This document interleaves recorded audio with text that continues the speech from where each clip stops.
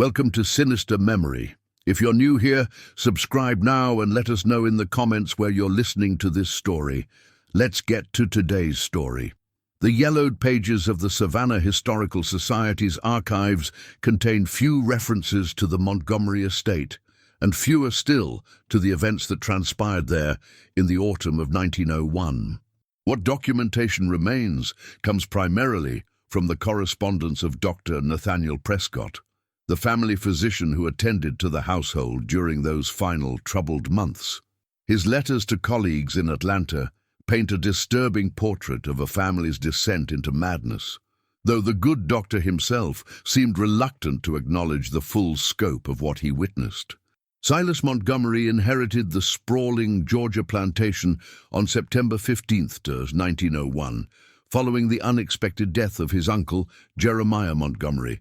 The estate, known locally as Meridian Oaks, had been in the Montgomery family for 3 generations, its vast acreage stretching across the humid lowlands 30 miles southeast of Savannah.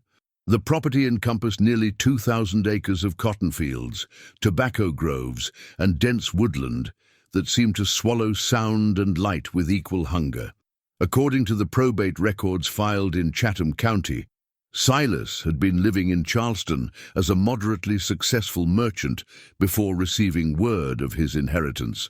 At 34, he was described by those who knew him as a man of quiet disposition and scholarly inclinations, more comfortable with ledgers than social gatherings. His wife, Helena, was said to possess a delicate constitution that had prevented them from having children, a circumstance that neighbors later claimed had cast a perpetual shadow over their marriage.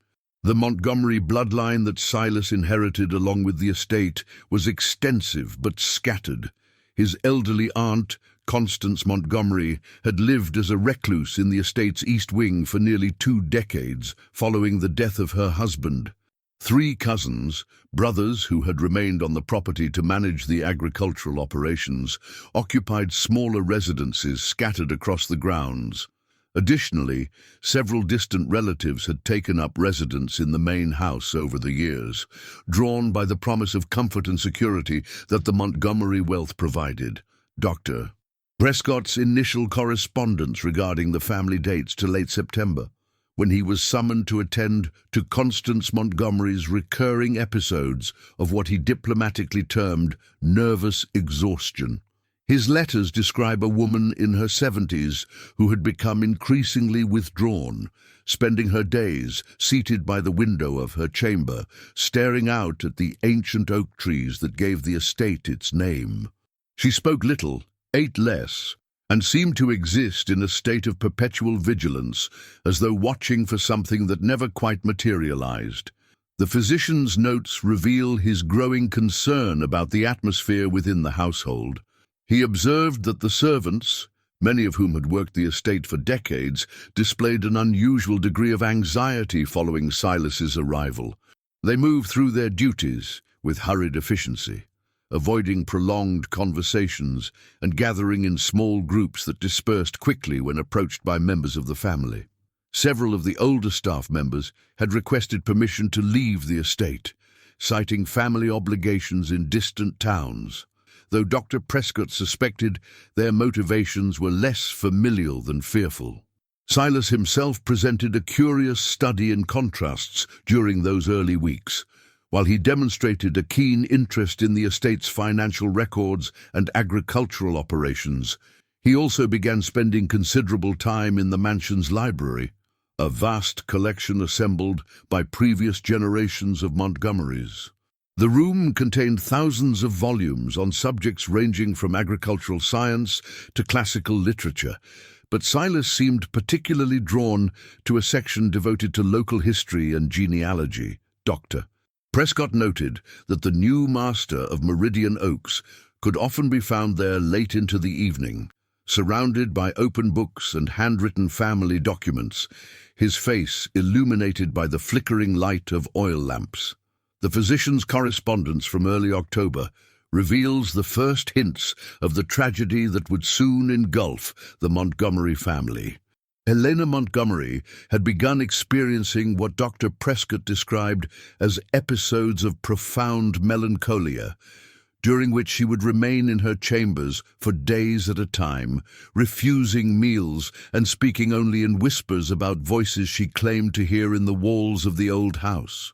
When pressed for details about these auditory phenomena, she would only say that they spoke of debts that required payment and promises that demanded fulfillment. Perhaps most troubling to Dr. Prescott was the change he observed in Silas during his October visits. The man who had initially impressed him as thoughtful and methodical had become increasingly agitated and secretive. Silas began asking pointed questions about his family members' health, their daily routines, and their plans for the future. He inquired about the effects of various medications and showed an unusual interest in the symptoms of natural death versus those that might indicate other causes. The final entry in Dr. Prescott's October correspondence contains a chilling observation that would prove prophetic in the weeks to come.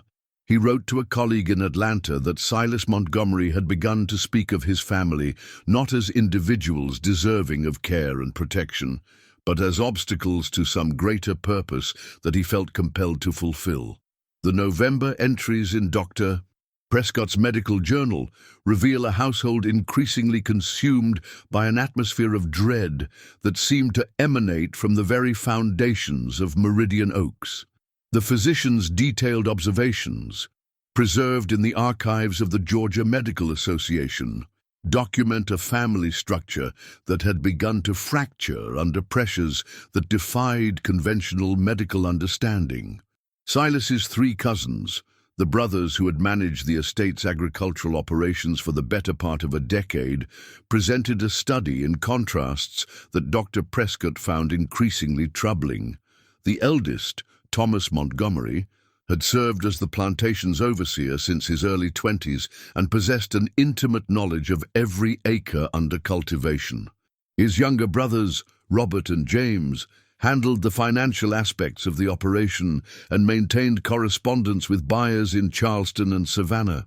All three men had lived their entire lives within the shadow of the great house, their existence intertwined with the rhythms of planting and harvest that had sustained the Montgomery fortune for generations. Dr. Prescott's notes indicate that Thomas had begun experiencing severe headaches that coincided with Silas's increasing involvement in the estate's daily operations. The overseer complained of a persistent ringing in his ears and described vivid dreams in which he wandered through endless corridors filled with the whispered conversations of long-dead relatives. Robert, meanwhile, had developed a nervous condition that manifested in violent trembling of his hands, making it nearly impossible for him to maintain the detailed records that had been his responsibility for years. The youngest brother, James, exhibited perhaps the most disturbing symptoms of all. Dr. Prescott documented episodes during which James would become completely unresponsive for periods lasting several hours, his eyes open but unseeing, his body rigid as though frozen in the midst of some terrible realization. When these episodes passed, James would have no memory of the lost time, though he invariably complained of a metallic taste in his mouth and the sensation that someone had been speaking directly into his thoughts. Helena Montgomery's condition had deteriorated significantly since Dr. Prescott's initial examination. The physician's correspondence reveals that she had begun refusing to sleep in the master bedroom she shared with Silas, instead taking refuge in a small chamber on the mansion's third floor that had once served as a nursery. She claimed that the walls of the main bedroom whispered to her throughout the night, recounting stories of previous Montgomery wives who had met untimely ends within those same walls. The elderly Constance Montgomery presented perhaps the most enigmatic case in Dr. Prescott's growing collection of troubled patients. The woman who had spent 2 decades in virtual isolation had suddenly begun venturing from her chambers, appearing in unexpected locations throughout the house at all hours of the day and night.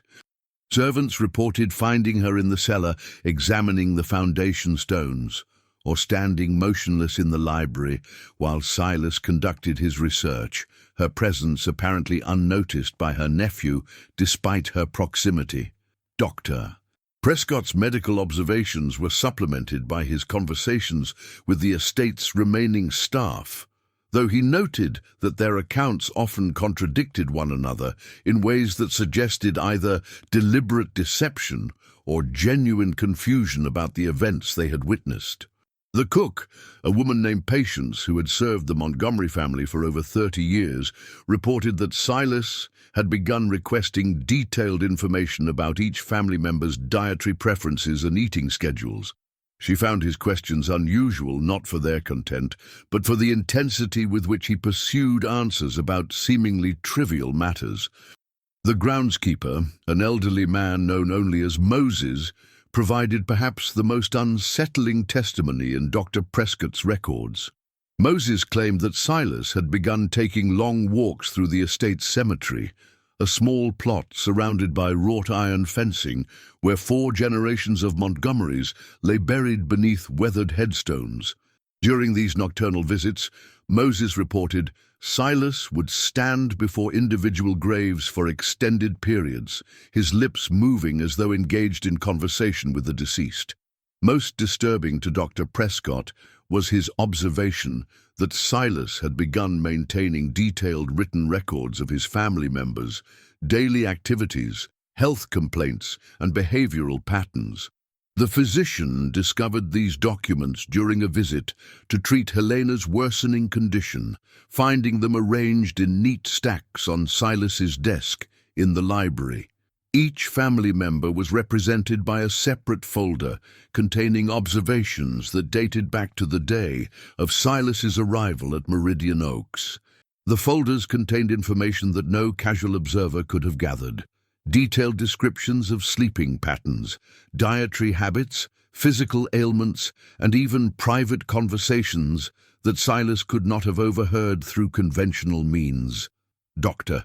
Prescott noted that the handwriting in these documents appeared to change subtly from entry to entry, as though multiple individuals had contributed to their creation, though Silas claimed to be their sole author. The December entries in Dr. Prescott's private journal, discovered decades later among his personal effects, reveal the physician's growing alarm at developments within the Montgomery household. His medical training had prepared him to diagnose ailments of the body, but the symptoms he observed at Meridian Oaks seemed to originate from sources that defied conventional understanding. The very atmosphere of the estate appeared to have become toxic, poisoning the minds and spirits of all who dwelled within its boundaries. Silas's obsession with the family genealogy had intensified to a degree that concerned even the most tolerant observers. The estate's library had been transformed into what Dr. Prescott described as a shrine to Montgomery ancestry, with family portraits removed from their positions throughout the house and arranged in chronological order along the walls. Birth certificates, death records, marriage licenses, and property deeds covered every available surface, creating a paper labyrinth that seemed to map the entire history of the bloodline. The physician's notes indicate that Silas had discovered documents dating back to the original land grant that established the Montgomery presence in Georgia. These papers, yellowed with age and written in the formal language of colonial administration, contained references to agreements and obligations that extended far beyond simple property ownership. Dr. Prescott observed that Silas spoke of these historical documents as though they were binding contracts that required fulfillment by each successive generation of the family. Helena's mental state had deteriorated to the point where Dr. Prescott recommended her removal to a private sanitarium in Atlanta, though Silas refused to consider such action. The master of Meridian Oaks insisted that his wife's condition was temporary, and that separation from the estate would only worsen her symptoms. Helena had begun experiencing episodes during which she would walk through the house in her nightclothes, her eyes closed but her movements purposeful, as though guided by some internal compass toward destinations known only to her unconscious mind. During these nocturnal wanderings, Helena would invariably end her journey in the estate's portrait gallery, where she would stand before the painting of the original Montgomery patriarch, Josiah Montgomery, who had established the plantation in 1798. Servants reported finding her there in the early morning hours, her bare feet bleeding from splinters acquired during her barefoot travels through the old house, her face turned upward toward the stern visage of her husband's ancestor, as though seeking guidance or absolution. The three Montgomery brothers had begun exhibiting behaviors that Dr. Prescott found increasingly difficult to categorize within established medical frameworks. Thomas, the eldest, had developed an aversion to sunlight so severe that he conducted all his overseer duties during the hours before dawn or after sunset. His skin had taken on a pallor that seemed unnatural for a man who had spent his entire life working outdoors, and his eyes had acquired a sensitivity that required him to wear dark spectacles even during overcast days. Robert's financial records, once models of precision and organization, had become increasingly erratic and incomprehensible. Dr. Prescott examined several ledgers and found entries written in symbols that bore no resemblance to conventional accounting practices. When questioned about these strange notations, Robert claimed they represented a new system of bookkeeping that had been revealed to him during his dreams, a method that would ensure the estate's prosperity for generations to come. James, the youngest brother, had begun speaking in his sleep with such volume and clarity that his voice could be heard throughout the east wing of the mansion. The content of these nocturnal monologues, as recorded by Dr. Prescott, consisted primarily of what appeared to be one-sided conversations with individuals who identified themselves as previous generations of Montgomery family members. James would respond to questions that no living person had asked and provide information about estate matters that predated his birth by decades. Constance Montgomery's sudden emergence from her self-imposed isolation had taken an even more disturbing turn. The elderly woman had begun appearing in the bedchambers of other family members during the night, standing silently beside their beds until discovered by the sleeping occupants.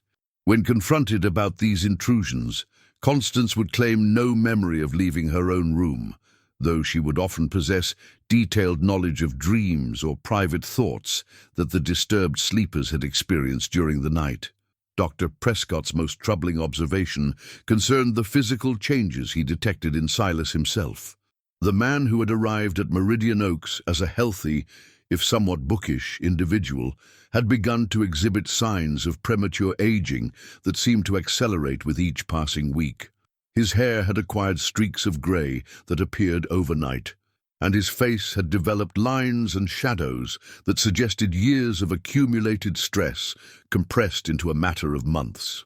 Most unsettling was the change in Silas's eyes, which had taken on a quality that Dr. Prescott struggled to describe in clinical terms. They seemed to contain knowledge that no living person should possess, as though Silas had gained access to information that existed beyond the boundaries of normal human experience. The winter of 1901 brought with it a series of events that Dr. Prescott would later describe as the systematic dissolution of everything that had once bound the Montgomery family together. His journal entries from January reveal a household where the normal rhythms of daily life had been replaced by patterns of behavior so aberrant that the physician began to question his own perceptions of reality. Silas had ceased all pretense of managing the estate's agricultural operations, leaving the cotton fields to lie fallow and the tobacco barns to stand empty. Instead, he devoted his entire attention to what he termed his genealogical obligations, a phrase that appeared repeatedly in the notes he left, scattered throughout the library. These documents, written in an increasingly erratic hand, contained detailed family trees that extended far beyond conventional records, incorporating names and dates that seemed to exist only in Silas's fevered imagination. The physician's examination of these papers revealed a disturbing pattern. Silas had begun to chart not only the births and deaths of Montgomery family members, but also what he described as their spiritual debts and ancestral responsibilities.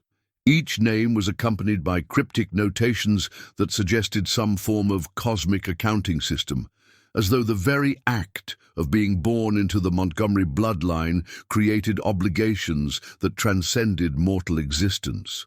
Helena's condition had progressed beyond what Dr. Prescott felt comfortable treating within the confines of the estate. The woman who had once been known for her gentle disposition and refined manners had become a creature of pure instinct, responding only to stimuli that remained invisible to everyone else in the household. She would spend hours crouched in corners, her hands pressed against the walls as though listening for sounds that emanated from within the very structure of the house. The servants reported that Helena had begun to refuse all food except what she could gather from the estate's overgrown gardens, consuming raw vegetables and wild herbs with an urgency that suggested starvation, though her physical appearance remained unchanged. Dr. Prescott noted that she seemed to possess an uncanny knowledge of which plants were safe for consumption, despite having no previous experience with botanical identification.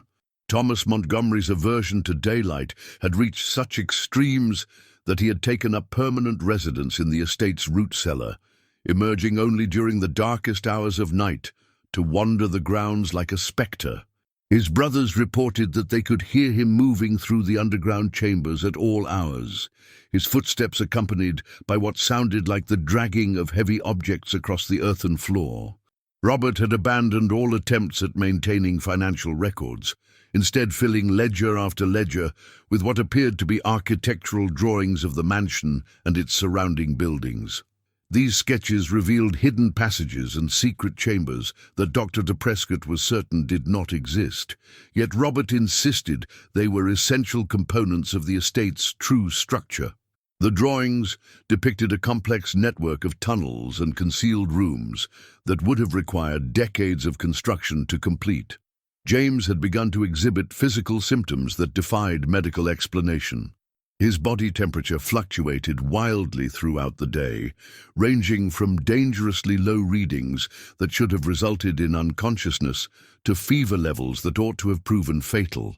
Despite these extreme variations, James continued to function normally during his waking hours, though he complained of feeling as though he existed simultaneously in multiple locations throughout the estate. Constance Montgomery's nocturnal wanderings had taken on a ritualistic quality that disturbed even the most superstitious members of the household staff. She would appear in different rooms each night, always carrying objects that belonged to deceased family members, a pocket watch that had belonged to her late husband, a cameo brooch worn by her mother, a leather-bound prayer book that had been buried with her father decades earlier. Dr. Prescott's attempts to determine how Constance had acquired these items proved fruitless. The objects appeared to be authentic, yet they should have been interred with their original owners or stored in locations that the elderly woman could not have accessed. When questioned about their origin, Constance would only smile and nod toward the family cemetery, as though the answer should be obvious to anyone with sufficient understanding. The physician's most disturbing observation concerned the changes in the estate's physical environment. Rooms that had been warm and well lit during his previous visits now felt perpetually cold, despite the presence of blazing fireplaces. Shadows seemed to linger in corners where no objects existed to cast them, and sounds echoed through the halls with a quality that suggested the house itself had grown larger, its interior dimensions no longer matching its external appearance. Dr. Prescott began to suspect that Meridian Oaks had become something more than a simple residence, transforming into a kind of repository for the accumulated weight of Montgomery family history. February brought with it a series of developments that would forever alter Dr. Prescott's understanding of the events unfolding at Meridian Oaks. His journal entries from this period reveal a man struggling to reconcile his scientific training with observations that challenged the very foundations of rational thought. The physician had begun to document phenomena that existed beyond the realm of conventional medicine. Yet he felt compelled to continue his visits to the estate, drawn by a combination of professional duty and morbid fascination. Silas had completed what he termed his genealogical inventory, a massive undertaking that had consumed nearly every waking hour since his arrival at the estate. The library now contained detailed records of every Montgomery family member dating back to the original colonial settlement, including individuals whose existence had never been documented in official records. Dr. Prescott examined these files and found birth certificates for children who had died in infancy, marriage licenses for unions that had never been legally recognized, and death records for family members who had supposedly lived well beyond their documented lifespans. The physician's attempts to verify this information through county records and church documents proved futile. The names and dates in Silas's files bore no resemblance to any official documentation, yet they were presented with such meticulous attention to detail that they possessed an unsettling authenticity. Each entry was accompanied by notations describing the individual's contribution to what Silas called the family burden, a concept that seemed to encompass both material wealth and spiritual obligations that accumulated across generations. Helena's transformation had reached a point where Dr. Prescott questioned whether she could still be considered the same person who had arrived at the estate months earlier. Her physical appearance remained largely unchanged, but her behavior had become so fundamentally altered that she seemed to exist in a reality entirely separate from that occupied by the other household members. She moved through the mansion with the confidence of someone intimately familiar with its layout, yet she navigated spaces that Dr. Prescott was certain had not existed during his previous visits. The physician observed Helena entering rooms through doorways that appeared solid wall to everyone else, and emerging from chambers that seemed to occupy the same physical space as other, clearly defined areas of the house. When he attempted to follow her path, Dr. Prescott found himself confronted by ordinary walls and conventional room arrangements that bore no resemblance to the spaces Helena had just traversed. Thomas Montgomery had begun to exhibit changes that extended beyond his aversion to sunlight. His physical form seemed to have adapted to his subterranean existence in ways that defied biological possibility. His eyes had developed a reflective quality that allowed him to navigate the root cellar's complete darkness without artificial illumination, and his hearing had become so acute that he could detect conversations taking place in distant parts of the mansion while remaining underground. Robert's architectural drawings had evolved into three-dimensional models constructed from materials that Dr. Prescott could not identify. These miniature representations of the estate depicted buildings and structures that bore only passing resemblance to the actual Meridian oaks. Yet they possessed a level of detail that suggested intimate knowledge of construction techniques and engineering principles that Robert had never studied. James had begun to demonstrate an ability that Dr. Prescott found impossible to explain through conventional medical understanding. The youngest Montgomery brother could provide detailed accounts of events occurring simultaneously in different locations throughout the estate, describing conversations and activities that he could not have witnessed through normal sensory perception. His descriptions proved accurate when verified by other household members, yet James remained physically present in a single location during these episodes of remote observation. Constance Montgomery's collection of artifacts from deceased family members had grown to encompass items that should have been impossible for her to obtain. Dr. Prescott documented her possession of objects that had been buried with Montgomery ancestors decades before her birth, including jewelry, personal effects, and documents that bore the unmistakable signs of having spent years in underground conditions. The physician's examination of these items revealed evidence of their authentic origin, yet their presence in Constance's possession suggested either grave robbery on a massive scale or some form of supernatural intervention that Dr. Prescott was reluctant to acknowledge. The elderly woman treated these artifacts with reverence, arranging them in careful displays throughout her chambers, as though creating a museum dedicated to Montgomery family history. Dr. Prescott's final observation from this period concerned the estate's apparent ability to exist in multiple states simultaneously. Meridian Oaks seemed to occupy the same physical location as always, yet it had somehow expanded to accommodate spaces and structures that could not be reconciled with its original architecture. March arrived with an unseasonable warmth that seemed to accelerate the already disturbing developments at Meridian Oaks. Dr. Prescott's journal entries from this period reveal a man who had abandoned all pretense of clinical detachment, his scientific objectivity replaced by a growing sense of dread that permeated every aspect of his observations. The physician had begun to understand that he was witnessing not merely the decline of a family, but the culmination of forces that had been building for generations. Silas had entered what Dr. Prescott described as the final phase of his genealogical obsession. The master of the estate had begun to speak of his research not as an academic pursuit, but as a sacred duty that required immediate action. His notebooks now contained detailed plans for what he termed the resolution of ancestral debts, a concept that seemed to encompass the systematic elimination of every living Montgomery family member as a means of satisfying obligations that stretched back to the plantation's founding. The physician's examination of these documents revealed a twisted logic that transformed murder into martyrdom.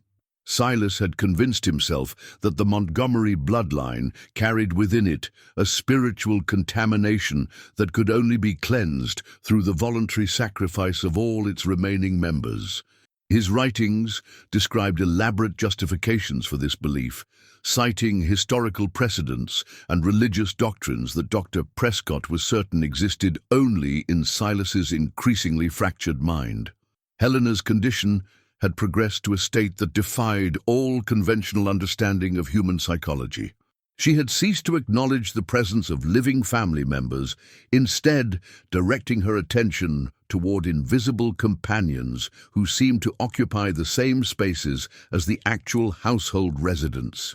Dr. Prescott observed her engaging in complex interactions with these unseen entities, her responses suggesting conversations of considerable depth and emotional intensity. The physician noted that Helena's behavior toward these phantom companions displayed patterns of recognition and familiarity that indicated long-standing relationships. She would gesture toward empty chairs as though greeting old friends, and her facial expressions would shift in response to communications that remained inaudible to everyone else present. Most disturbing was her apparent ability to receive information from these interactions that proved accurate when later verified through other sources. Thomas Montgomery had completed his transformation into something that could no longer be considered entirely human. His prolonged residence in the estate's underground chambers had resulted in physical adaptations that seemed to violate basic principles of human biology. His skin had taken on a translucent quality that revealed the network of veins beneath, and his movements had acquired a fluid grace that suggested familiarity with environments where normal human locomotion would be impossible. Dr. Prescott documented Thomas's ability to navigate the estate's grounds during the darkest nights without any form of artificial illumination, moving through dense woodland and across uneven terrain with the confidence of someone following well-established paths. The physician's attempts to trace these nocturnal journeys revealed routes that led to locations on the estate that appeared on no existing maps or surveys. Robert's architectural models had evolved into a comprehensive representation of what he claimed was the estate's true structure, a complex arrangement of buildings, tunnels, and chambers that bore little resemblance to the Meridian oaks that Dr. Prescott could observe with his own eyes.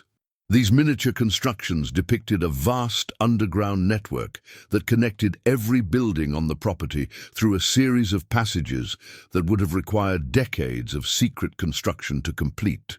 The physician's investigation of Robert's claims led to the discovery of concealed entrances to subterranean chambers that had somehow escaped detection during previous examinations of the estate. These hidden spaces contained evidence of occupancy that predated the current generation of Montgomery residents, including personal belongings and written records that suggested a parallel history of the family that had remained hidden from official documentation. James had begun to demonstrate an awareness of future events that proved disturbingly accurate. His predictions, delivered during episodes of apparent unconsciousness, described specific incidents that would occur days or weeks later with a precision that eliminated any possibility of coincidence. Dr. Prescott documented several instances where James provided detailed warnings about accidents or illnesses that subsequently manifested exactly as predicted. Constance Montgomery's collection of ancestral artifacts had grown to encompass items that represented every generation of the family's presence at Meridian Oaks. The elderly woman had somehow acquired personal effects from Montgomery ancestors spanning more than a century, creating a comprehensive museum of family history that should have been impossible to assemble through conventional means. Dr. Prescott's final observation from this period concerned Silas's increasing fixation on what he termed the completion date, a specific moment in time when all necessary preparations would be finished and the final phase of his plan could be implemented. April brought with it an atmosphere of inevitable conclusion that seemed to permeate every corner of Meridian Oaks. Dr. Prescott's journal entries from this period reveal a man who had come to understand that he was witnessing the final act of a tragedy that had been orchestrated across multiple generations. The physician's attempts to intervene had proven futile, as though the events unfolding at the estate possessed a momentum that could not be altered by external forces. Silas had begun what he described as the ceremonial preparations, a series of ritualistic activities that transformed the mansion into something resembling a temple dedicated to Montgomery family history. Every room had been arranged according to specific patterns that corresponded to genealogical relationships, with furniture and personal belongings positioned to reflect the hierarchical structure of the bloodline. Dr. Prescott observed that these arrangements created pathways through the house that seemed to guide movement toward predetermined destinations. The physician's documentation reveals that Silas had acquired an intimate knowledge of each family member's daily routines, preferences, and vulnerabilities that extended far beyond normal observation. His notebooks contained detailed schedules that predicted with uncanny accuracy where each relative would be at any given moment, what they would be doing, and how they would respond to specific stimuli. This information appeared to have been gathered through methods that Dr. Prescott could not identify or explain. Helena had entered a state of complete detachment from physical reality that left her body present, but her consciousness apparently relocated to some alternative dimension. She moved through the mansion like a sleepwalker, her actions guided by invisible forces that directed her toward specific locations at predetermined times. Dr. Prescott noted that her movements had become synchronized with those of other family members in ways that created complex patterns of interaction without any apparent communication between the participants. The physician observed that Helena's presence in particular rooms seemed to trigger responses in other family members who were located elsewhere in the house. Her arrival in the library would cause Thomas to emerge from the root cellar, while her appearance in the portrait gallery would prompt Robert to abandon his architectural work and James to wake from whatever trance-like state he happened to be experiencing at the moment. Thomas Montgomery had begun to spend his daylight hours in a state of suspended animation that resembled death more than sleep. Dr. Prescott's medical examinations revealed vital signs so faint as to be barely detectable, yet Thomas would revive each evening with renewed energy and an apparent awareness of events that had occurred throughout the estate during his period of unconsciousness. His nocturnal activities had expanded to include elaborate preparations in the underground chambers that seemed designed to accommodate multiple occupants. Robert's architectural models had achieved a level of detail that suggested supernatural assistance in their creation. The miniature structures contained working mechanisms and hidden compartments that replicated features of the actual estate with impossible precision. Dr. Prescott discovered that manipulating elements of these models produced corresponding changes in the real buildings, as though the miniatures served as some form of control mechanism for the physical environment. James had begun to experience episodes during which he would speak in voices that belonged to deceased Montgomery family members, delivering messages and instructions that seemed to originate from beyond the grave. These communications provided Silas with information about hidden aspects of the estate's history and specific directions for completing his preparations. Dr. Prescott noted that the accuracy of this information could be verified through historical records that James could not have accessed through normal means. Constance Montgomery had arranged her collection of ancestral artifacts into elaborate displays that seemed to serve as focal points for supernatural activity within the mansion. The physician observed that these arrangements created zones of altered reality, where normal physical laws appeared to be suspended. Objects would move without being touched.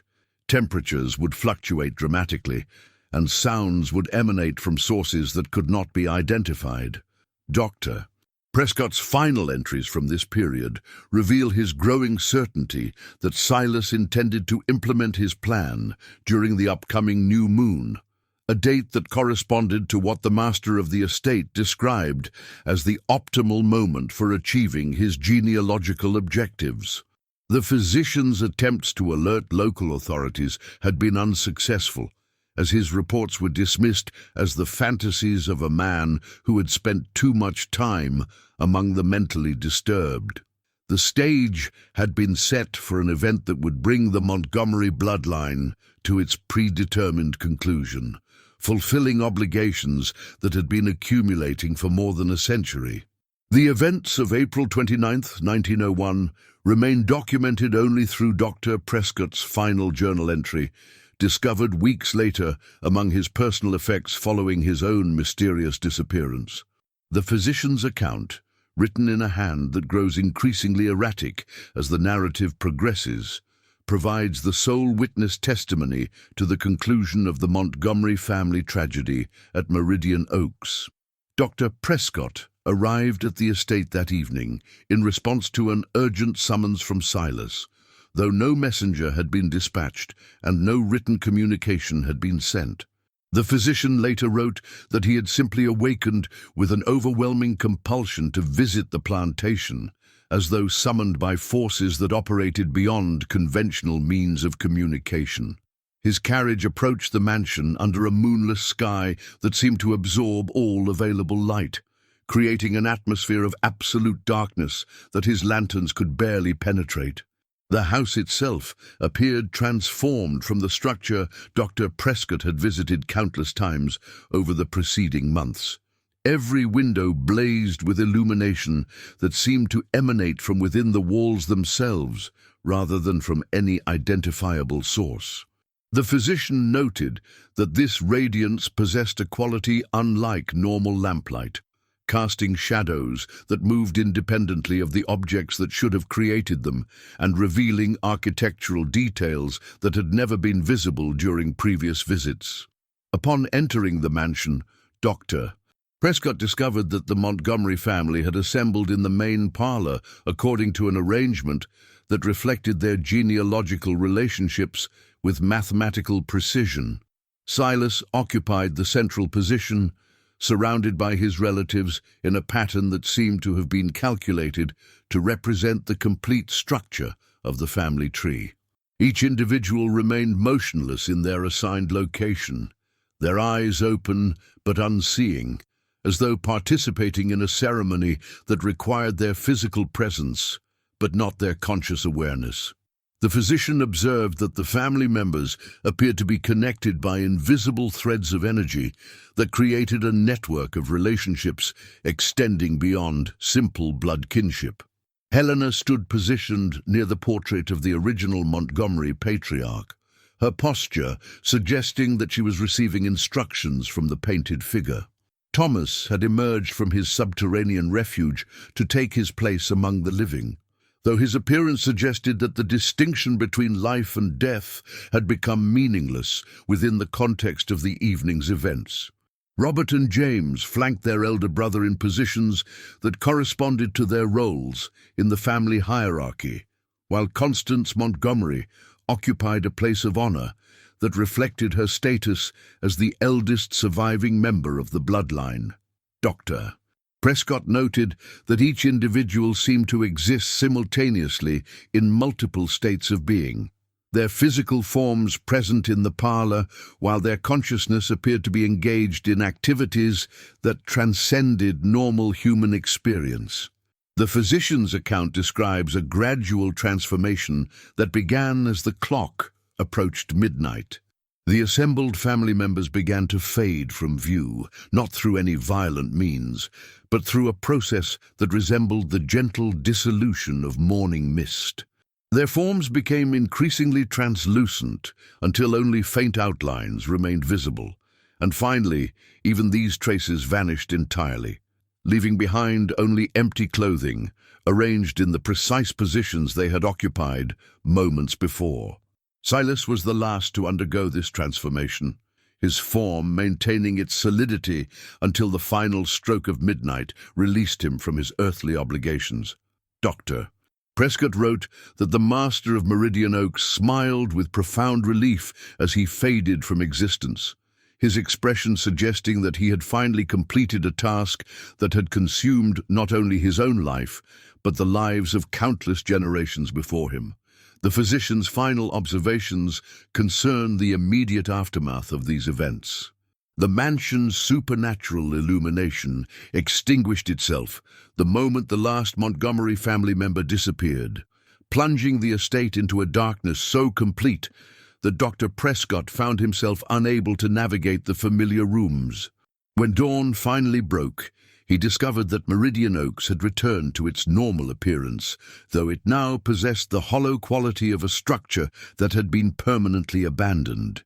The Montgomery bloodline had achieved its ultimate purpose, fulfilling obligations that had accumulated across more than a century of existence, leaving behind only questions that would never find answers. Thank you for joining us for another episode of Sinister Memory. If you enjoyed today's investigation, subscribe to our channel and ring the notification bell to be alerted when we unveil our next dark chronicle. Share your thoughts about this case in the comments below. We read every single one, and your ideas often lead us to our next investigation. Until next time.